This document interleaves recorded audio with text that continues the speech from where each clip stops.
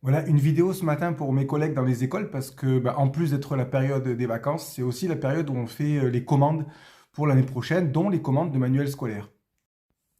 Et je voulais attirer votre attention sur la campagne Désarmons Bolloré, notamment le chapitre boycott de Bolloré dans les manuels scolaires.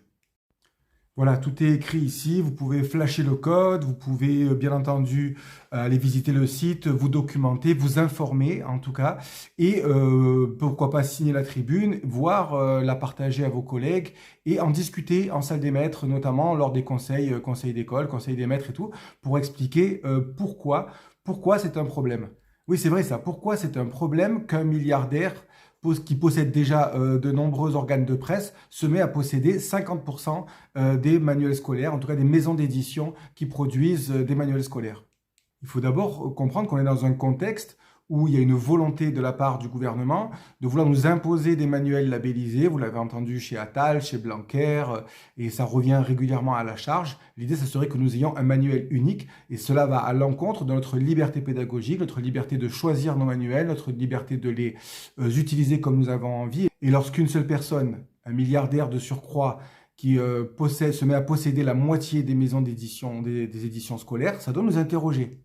Ça doit nous interroger parce que ces gens-là n'achètent pas de la presse parce que ça rapporte de l'argent, parfois même ça leur en fait perdre. Ils ne le font pas non plus par philanthropie, ils le font parce que derrière, il y a une offensive idéologique, alors appelez-la comme vous voulez, offensive d'extrême droite, offensive néolibérale, offensive réactionnaire. En tous les cas, l'idée c'est de diffuser des idées par le biais des manuels scolaires pour que ça rentre dans la tête de nos enfants et que ça participe à construire une culture, une société, une civilisation. Et donc les collègues, je vous encourage à défendre votre liberté pédagogique et que cette liberté, bien sûr, elle doit être guidée par des objectifs pédagogiques, didactiques, qui sont de faire progresser les élèves et donc d'avoir des contenus qui permettent d'asseoir des séquences pédagogiques, mais aussi des contenus qui permettent de véhiculer des valeurs parce que nous portons, nous les professeurs, vous, les travailleuses, les travailleurs, nous portons des valeurs. Notre institution porte des valeurs et il faut regarder si ces valeurs sont contenues à l'intérieur des manuels, des albums que nous utilisons.